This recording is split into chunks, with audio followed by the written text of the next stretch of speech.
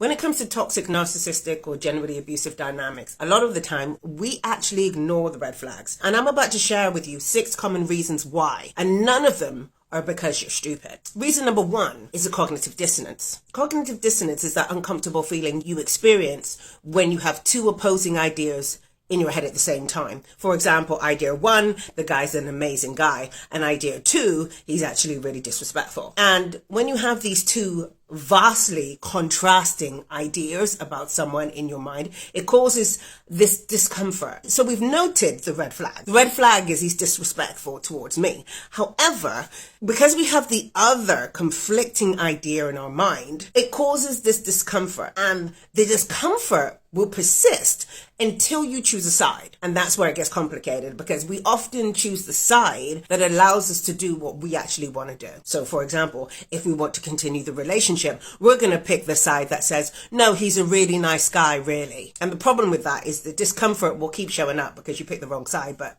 that's another story for another day. So that's number 1. Another reason we ignore it is because of the fear of being alone. So we'll stuff down the obvious red flag and what that might mean in order to avoid having to leave that situation and possibly end up alone. Another reason we'll ignore the red flag is because we're not really truly invested in our own self-worth.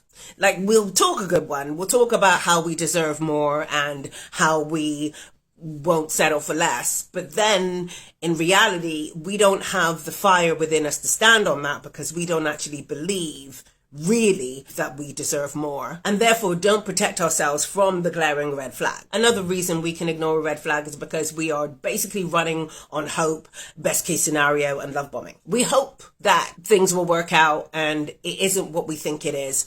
We envision the best case scenario, dismissing the worst case and possibly the most likely case scenario in exchange for the best possible outcome, rather than basing our relationships on logic, patterns, respect, and consistency. Right? So we throw all of that out the window in exchange for hope and best case scenario and love bombing. Basically, we're putting our head in the sand. In fact, the ultimate red flag in that situation is that you're relying on hope, because where logic, healthy patterns, respect, and consistency are, there's no need for hope. So the fact that we're in the area of hope is a red flag in itself, but I digress. Another reason we can actively ignore a red flag is because we have an anxious attachment style. And this anxious attachment style causes us to cling to people and situations regardless of how we are treated. In fact, the worse we're treated, the more we cling, because we fear the abandonment or we need that validation. And the 6th and final reason why we tend to ignore red flags is because our sensory system is off. Meaning we're so used to being treated in that way by friends, family,